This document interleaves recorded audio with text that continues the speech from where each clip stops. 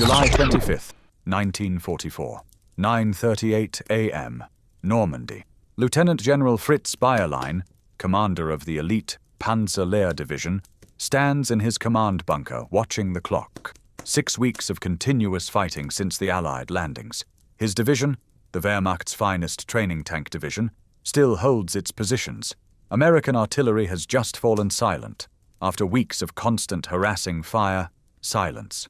Strange. Suspiciously strange. In 60 seconds, Bayerlein will understand that this silence was the last thing his soldiers would hear before the earth turned into hell. But let's get one thing straight before the history books dry the ink on this chapter. What happened in the next few minutes wasn't just an artillery barrage. It wasn't just a bombardment. It was the mathematical annihilation of an entire division. It was the Industrial Revolution applied to killing. It was the moment when German military tradition, centuries of tactical genius, Prussian discipline, the best tanks in the world, collided with something it physically could not comprehend. How do you lose 70% of your troops in a single day? How do you turn a battlefield into the surface of the moon in 60 seconds? How do you break the minds of Eastern Front veterans who survived Stalingrad? Today, we're not just looking at a battle. We're conducting a forensic audit of the most devastating artillery method in the history of warfare. This is the story of the time-on-target technique, the synchronized strike. And this is the verdict that American industry delivered to the German army. Nail 1. The superiority trap, or why the world's best army went blind. To understand why Bayerlein and his soldiers were doomed, we need to go back a few years and examine one fatal mistake. The German army in 1944 was still the most professional military machine on the planet. They invented blitzkrieg. They captured France in 6 weeks. They reached Moscow. Their tactics, their discipline, their officer corps, all of it was considered the gold standard. And here's where the problem begins. When you're the best, you stop learning. When you're winning, you think you know all the answers. German artillery doctrine had been refined over decades. The concept of Schwerpunkt, concentration of fire at the decisive point. Fast, precise strikes. Close coordination between forward observers and batteries. It worked in Poland. It worked in France. It worked in Russia. When German intelligence received the first reports about American artillery methods in North Africa, you know what they did? They ignored them. Kasserine Pass, February 1943. American artillery truly failed there. Scattered batteries couldn't coordinate their fire. The Germans crushed the Americans. And German officers drew their conclusion. Americans are amateurs with good equipment. That was the first nail. Not in the Americans' coffin. In the coffin of German arrogance. Because Americans were doing something Germans never did well. They learned. They adapted. And they applied to warfare what they were true masters of, industrial management. Nail 2. The Death Factory. 4 innovations that changed everything. While the Germans were celebrating their victory at Kasserine, a quiet revolution was happening at Fort Sill, Oklahoma. Since the 1930s, a group of officers led by Majors Carlos Brewer and Orlando Ward had been developing something entirely new. They asked a simple question. What if we stopped thinking about artillery as separate batteries and started thinking about it as a system? It sounds simple, but it changed everything. Innovation number 1, the Fire Direction Center. Picture a brain. Not a single officer with binoculars and a map, but an entire computing center. Trained personnel, firing tables, slide rules, graphical plotting boards. This center could calculate fire solutions for dozens of batteries simultaneously. German Vorgeschobene Beobachter, forward observers, worked with 1 or 2 batteries. An American FO could call in fire from an entire corps. Innovation number 2, communications. Americans laid telephone wire with maniacal obsession. A single infantry division could lay 5,000 kilometers of wire in a month of fighting. Plus SCR 610 radios with reliable range of 8 kilometers. Redundancy, redundancy, redundancy. When German communications broke, and they broke constantly, command lost control. When American communications broke, they had a backup line, and another one, and another. Innovation number 3, standardization. This is critically important. Every 105mm shell produced at a factory in Pennsylvania had identical ballistic characteristics to a shell from California. Every howitzer, identical parameters. German ammunition by 1944 was being produced by slave labor in dispersed workshops. Quality varied. Sabotage was widespread. In one documented case at Anzio, 70% of German 170mm shells were duds. Americans could calculate trajectory accurate to the second. Germans had to zero in with each new batch of shells. And innovation number 4, the time-on-target technique itself. Here's how it works. Say you have 20 batteries at distances ranging from 5 to 25 kilometers from the target. A 105mm shell flies for 23 seconds. A 155mm from greater distance, 31 seconds. A 240mm, even longer. You calculate flight time for each battery. You give the command to open fire in reverse order, the farthest first, then the closer ones. And all the shells, hundreds of shells, arrive on target in 1 second. Not 1 minute. 1 second. Nail 3. The mathematics of annihilation. Why 1 second changes everything. Let's break down the psychology. The U.S. Army conducted a study called Troop Reaction and Posture Sequencing in the 1970s. They measured how quickly soldiers react to artillery fire. At the moment of the first explosion, 58% standing, 33% lying with cover, 9% just lying down. After 2 seconds, only 29% still standing, most already in cover. After 8 seconds, 100% in cover. Do you understand what this means? Traditional artillery bombardment is a warning. The first shell falls. Soldiers take cover. The remaining shells fall on empty positions. Time on target is an execution without warning. There is no first shell.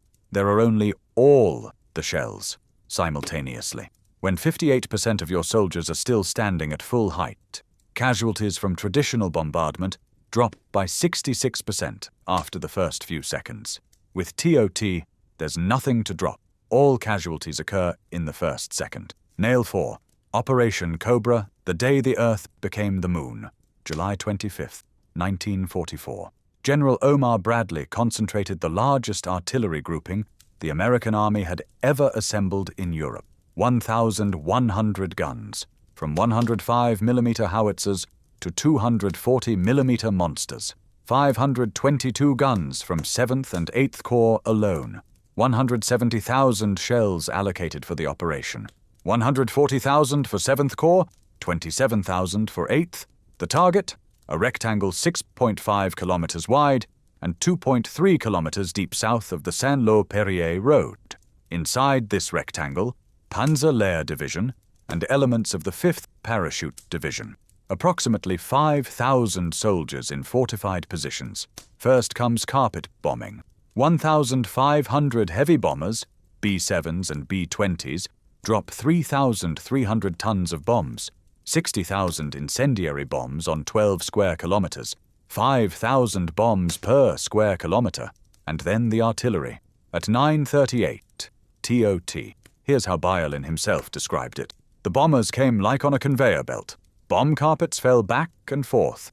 Artillery positions were destroyed, tanks overturned and buried, infantry positions leveled to the ground, all roads and paths destroyed. By noon, the entire area resembled a lunar landscape. Craters touched each other at the edges. All communications were severed. No command was possible. And then, the phrase that would go down in history.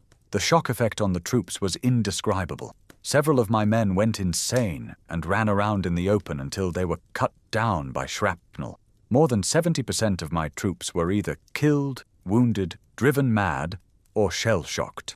Panzer Lehr Division, the Wehrmacht's elite, veterans who had survived Africa and the Eastern Front, ceased to exist as a fighting unit in a single day. At the start of the operation, they had 2,200 combat-ready soldiers and 45 armored vehicles. After TOT, Bayerlein reported that the division was finally annihilated. Nail 5. Morton when TOT became a defensive weapon. August 7th, 1944. Hitler orders a counter-offensive. Operation Lüttich. 4 panzer divisions, including 1st SS Leibstandarte, and 2nd SS Das Reich are to break through to Avranches and cut off Patton's army. This is Germany's last chance to change the course of the war in Normandy. But on Hill 317 above the town of Mortain sit American artillery observers from the 231st Field Artillery Battalion, Lieutenants Charles Bartz and Robert Weiss. They have a radio, and from this height, they can see every movement on the roads below.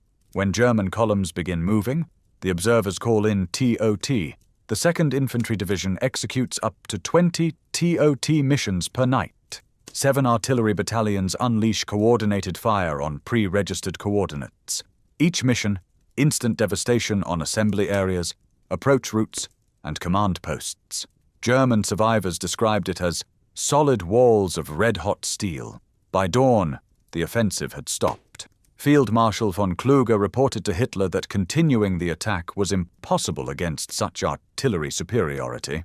700 Americans on Hill 317, half of whom were killed or wounded, stopped 4 panzer divisions, not because they were braver, because they had a radio and access to a system that the Germans physically could not replicate. Nail 6.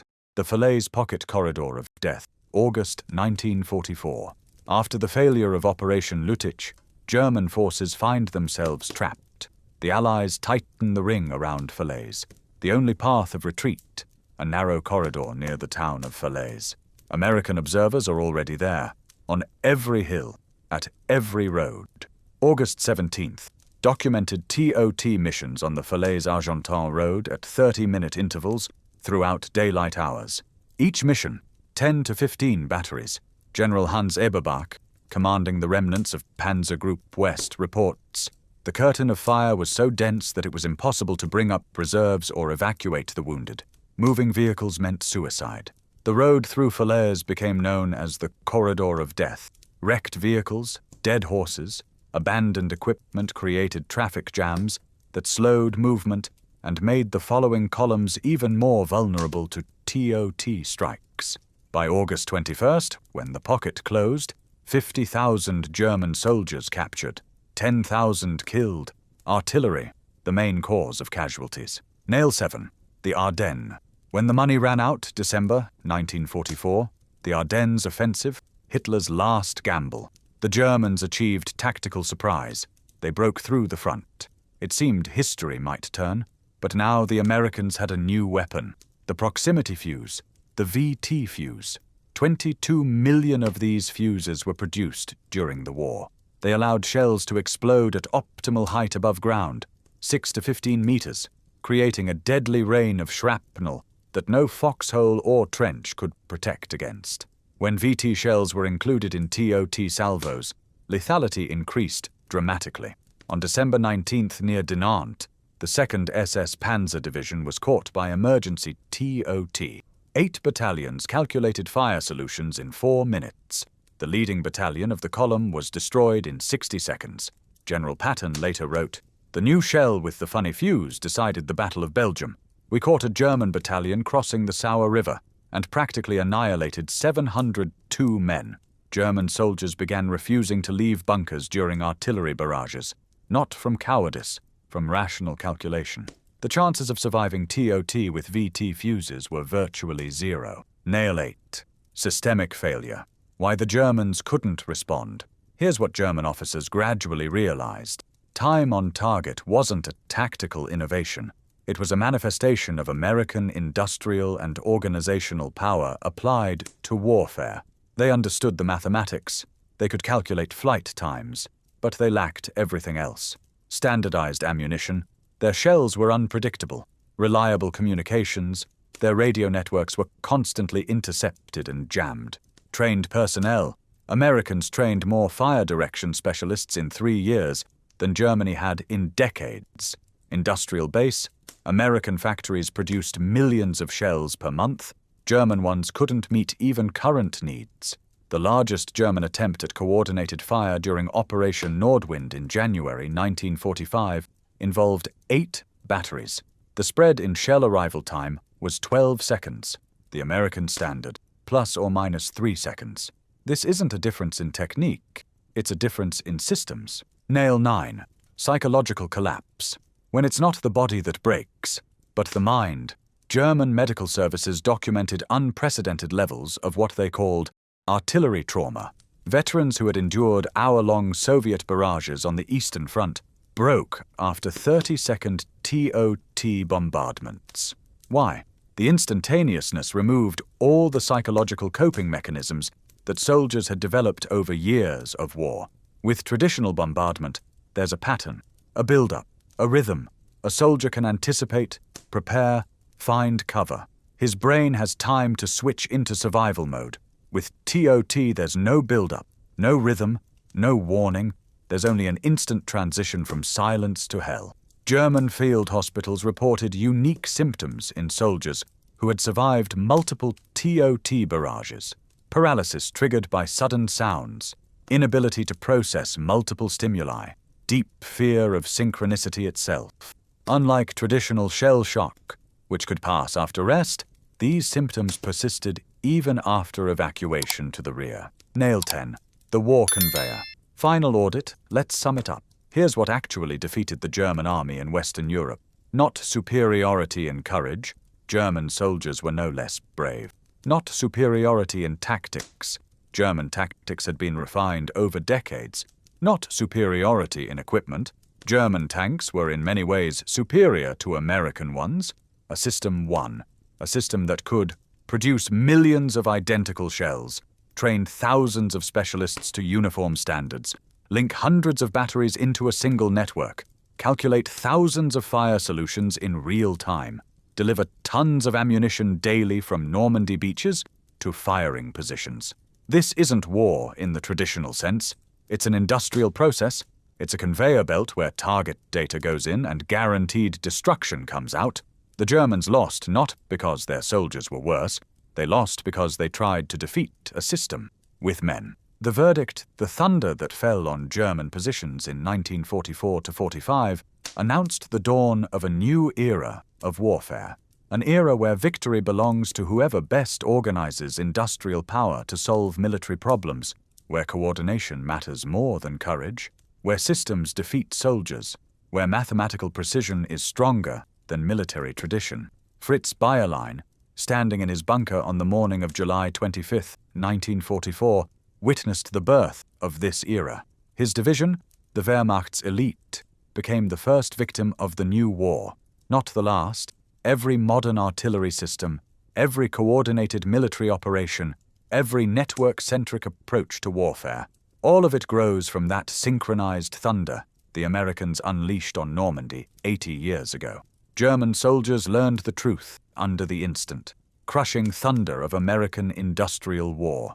In the age of systems, organization defeats courage, coordination defeats tradition, and synchronized time conquers all. This lesson changed war forever. If you found this forensic deep dive valuable, subscribe to the channel. There are many more stories ahead about how systems defeat people, how mathematics rewrites history, and how technology changes the rules of the game. See you in the next episode. And remember, war isn't just about courage. War is about systems.